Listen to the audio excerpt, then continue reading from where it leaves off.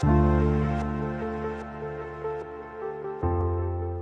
harapan saya dengan adanya pelatihan kewirausahaan dalam memperoleh pembiayaan KUR, kami harapkan bahwa para entrepreneur yang ada di wilayah Kecamatan Makassar betul-betul memahami bagaimana cara mereka memperoleh fasilitas kredit usaha rakyat.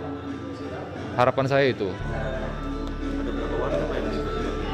Kurang lebih hari ini kita ada 70 orang. Mereka skillnya sudah luar biasa, tapi memang mereka terkendala dengan pembiayaan modal. Dan di sini memang salah satu pasti KUR adalah mereka meminta jaminan berupa sertifikat. Jadi kami ingin betul-betul Bank DKI menjelaskan bagaimana mereka dapat memperoleh pembiayaan sehingga kelangsungan usahanya dapat berjalan. Pesan bagi UMKM yang mengikuti, Pak? Untuk UMKM, harapan saya bahwa UMKM dalam hal ini jajaran pemerintah kecamatan, UMKM Kecamatan Makassar dapat mengawal proses para entrepreneur ini mendapatkan pembiayaan dan juga skillnya makin mantap.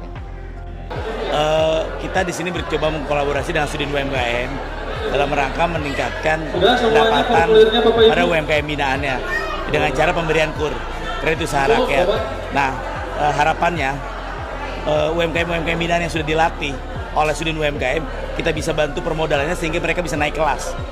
Di samping itu, kita juga memberikan support mereka dengan pengembangan produk, yaitu salah satunya dengan Jekwanabang.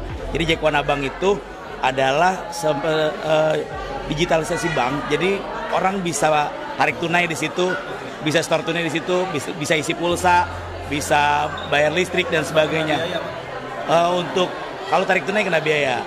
Iya, tapi kalau seandainya yang lain tuh ini bisa. Jadi penerima KJP yang tadinya mereka harus belanjanya di mall, di mana dia bisa belanja di warung terdekat, seperti itu. Dan dia lebih hemat karena edisinya kan punya Bank DKI, pakai M-Pos Bank DKI, seperti itu.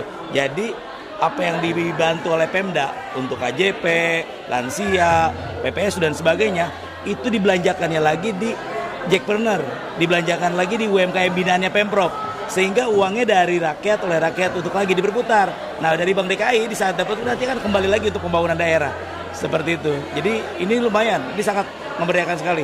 Dan di samping itu nanti kan mereka akan meningkat tuh salesnya. Nah, di saat dia meningkat permintaannya, nah itu butuh bantuan permodalan. Itu kita kasih KUR di situ. Jadi semuanya nyambung tuh. Seperti itu, Pak. Ada pesan dan harapan?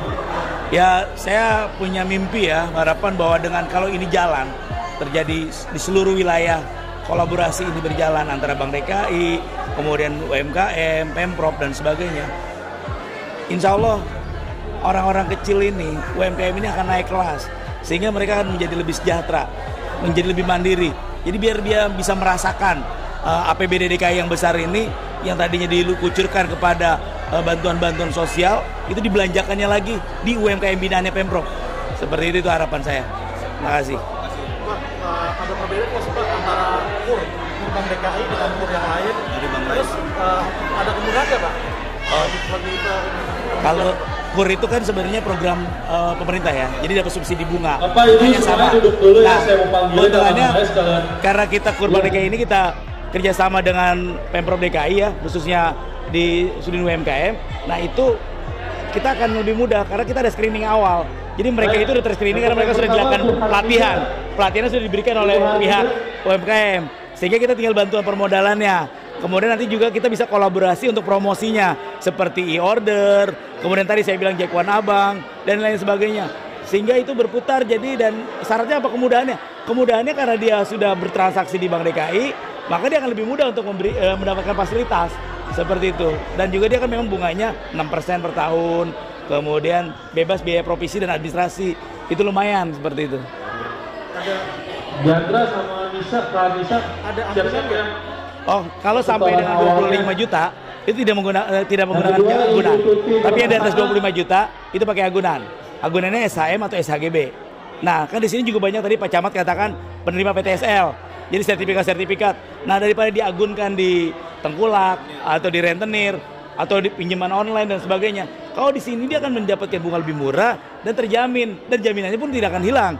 karena disimpan di hasanahnya Bank DKI seperti itu. Pelatihan yang kami lakukan ini adalah pelatihan dengan transaksi digitalisasi, yaitu penggunaan QRIS juga kita lakukan, dan juga kita menggabungkan tupoksi daripada Bank DKI dan tupoksi daripada kami, di mana program pengembangan Jakpreneur ini dari 7 PAS ada P yang ke-7 yaitu permodalan.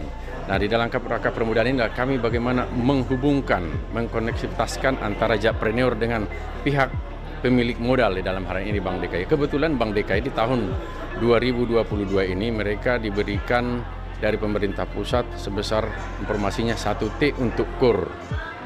Jadi untuk itulah kita berharap binaan kita itu terbuka jalannya agar mereka bisa memanfaatkan kesempatan itu.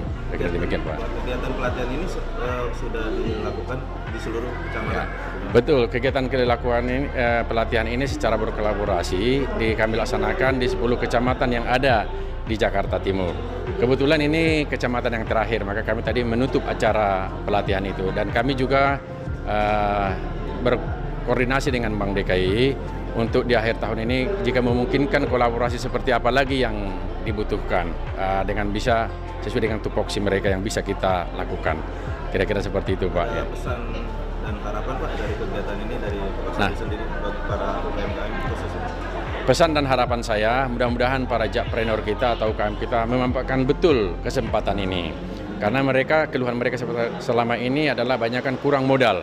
Sekarang modal sudah ada. Tetapi saya tetap berharap sama mereka di dalam menggunakan modal itu harus digunakan sesuai dengan peruntukannya.